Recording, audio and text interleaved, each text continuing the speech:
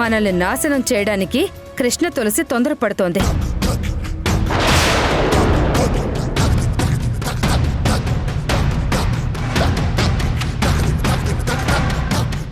అవునండి, తొందరపడుతున్నాను. ఆలస్యం చేయటం వల్ల తేలిగ్గా జరిగే పని కష్టంగా మారిపోతుంది, కష్టమైన పని అసాధ్యంగా మారిపోతుంది. అది మన జీవితంలో జరిగిన సంఘటన నుంచే నేర్చుకున్నాను. అందుకే తొందరపడుతున్నాను. కానీ నేను తొందరపడుతుంది మిమ్మల్ని నాశనం చేయటానికి కాదు.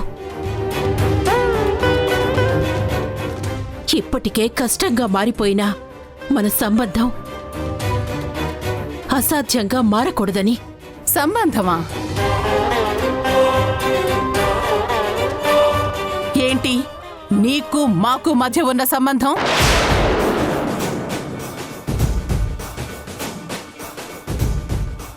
కృతజ్ఞత లేని మనుషులు మీరు.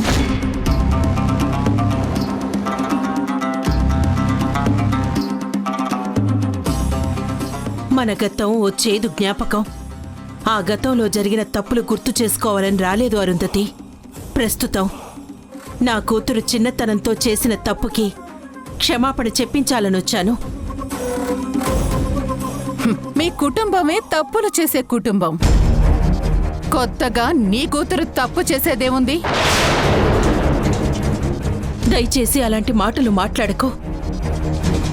నా మనసులో మీ వ్యాపారం చెడిపోవాలనే ఉద్దేశమే లేదు.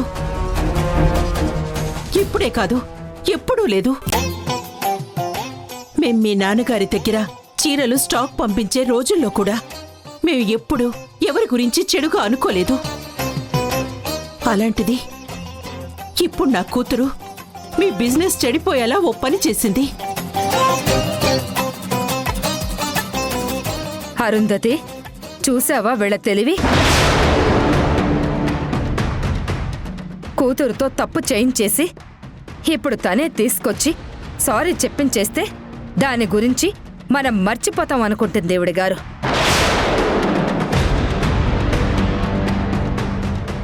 మీరు నమ్మినా నమ్మకపోయినా నేను నా కూతురితో మీకు క్షమాపణ చెప్పించాలని తీసుకొచ్చాను.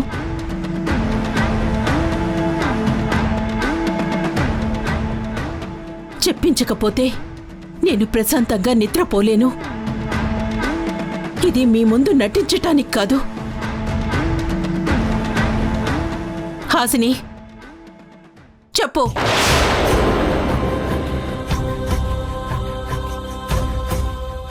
చెప్పు హాసిని.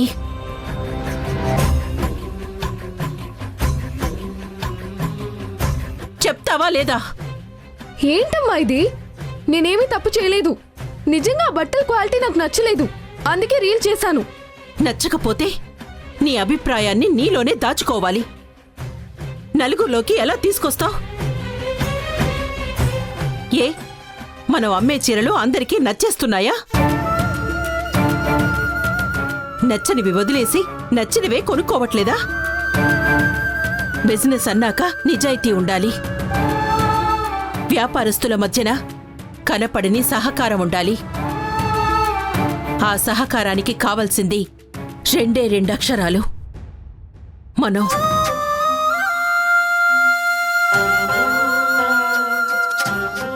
ఆ మనం అనే భావన లేకపోతే మనిషికి మనుగడే ఉండదు. అందరూ ఒకరితో ఒకరు గొడవ పడుతూనే ఉంటారు. అలాంటి గొడవలు మనకొద్దు. నాకసలే వద్దు. చెప్పు హాసిని. అమ్మ మీద ప్రేమ ఉంటే క్షమాపణ అడుగు. చాలు కృష్ణ తులసి, నీ డ్రామాలు చాలు.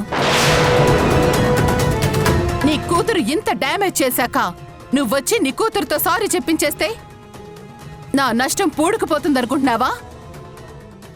నాకు మీ సారీలేం అక్కర్లేదు.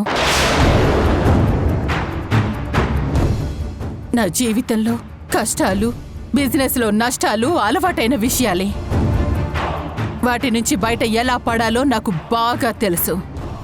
నువ్వెక్కడి నుంచి వెళ్ళొచ్చు. అరుంధతికి క్షమాపణ చెప్పకపోతే నేను శిక్ష వేసుకుంటాను హాసిని. అమ్మా, ఏంటమ్మా ఇది? నువ్వెందుకు వాళ్ళ కోసం శిక్ష వేసుకోవాలి? ఇది నేను చేసిన పని, నేను కరెక్టే అనుకొని చేసిన పని. నువ్వు వీళ్ళ ముందు తలదించుకొని నిలబడ్డావు, నేను తట్టుకోలేను. నువ్వు తప్పని చెప్పావు కదా, అందుకే సారీ చెప్తాను.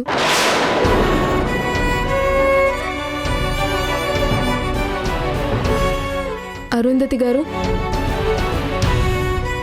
మీకు మీ ఫ్యామిలీ అందరికీ నేను చేసిన పనికి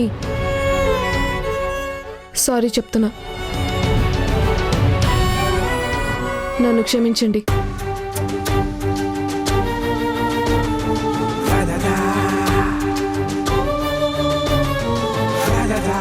నీ అకౌంట్ నుంచి ఆ వీడియో కూడా తీసేయి.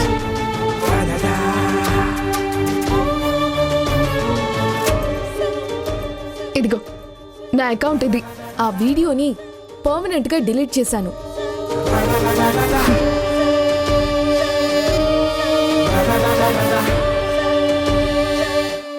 చిన్నపిల్ల, తెలిసి తెలియక చేసిన తప్పు మనసులో పెట్టుకోకండి, మన్నించి మర్చిపోండి.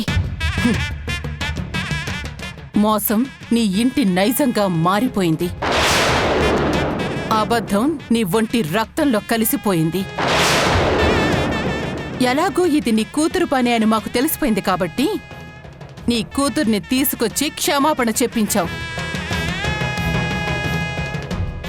లేదంటే సైలెంట్గా సంతోషపడుతూ ఉండేదానివి. నా బిజినెస్ లైఫ్లో నీలాంటి వాళ్ళని ఎంతమందిని ఫేస్ చేసుంటాను. నాతో ఇంకేం మాట్లాడుకు, వెళ్ళు.